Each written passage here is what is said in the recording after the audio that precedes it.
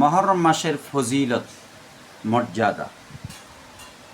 জনাবে মুহাম্মদ রাসূলুল্লাহ সাল্লাল্লাহু আলাইহি ওয়াসাল্লাম ইরশাদ করেন, যেই ব্যক্তি এই মাসে এতিমের মাথায় হাত মুছিয়া সোহাগ মহব্বত ভালোবাসবে, যেই ব্যক্তি এই মাসে ক্ষুধার্তকে অন্ন দান করবে, যেই ব্যক্তি এই মাসে তৃষ্ণার্তকে পানি পান করাবে, তো আল্লাহ পাক তাদের জন্য পুরস্কারের ব্যবস্থা করেছেন। কি পুরস্কার? আল্লাহ পাক তাকে বেহেশতের আহার করাইবেন, মাছের কলিজা দিয়ে তাকে আপ্যায়নের ব্যবস্থা করবেন, মাছের পেটের নরম স্থানটা দিয়ে তার জন্য আপ্যায়নের আহারের ব্যবস্থা করবেন।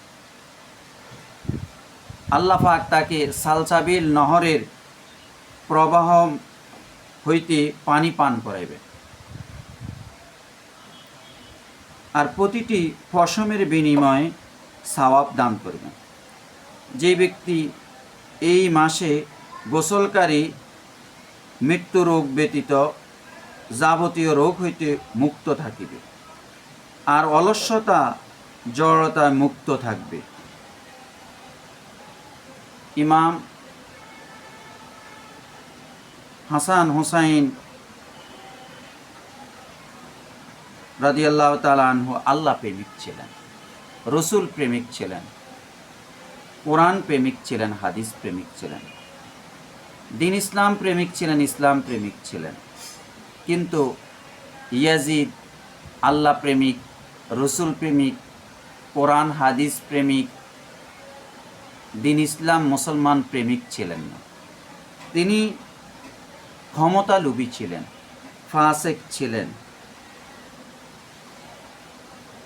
নাফরমান ছিলেন, যারই কারণে ইয়াজিদের নির্দেশে হযরত হুসাইন রাদিয়াল্লাহু তাআলা আনহু সহ ৭১ জনকে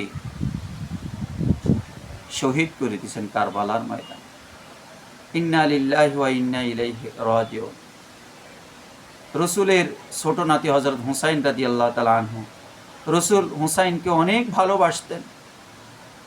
হুসাইন রাদিয়াল্লাহু মাথা থেকে পা পর্যন্ত এমন কোনো স্থান ছিল না যেখানে রসুল স্পর্শ করেন নাই, রসুল মহব্বত ভালোবাসেন নাই, রসুল চুম্বন করেছেন।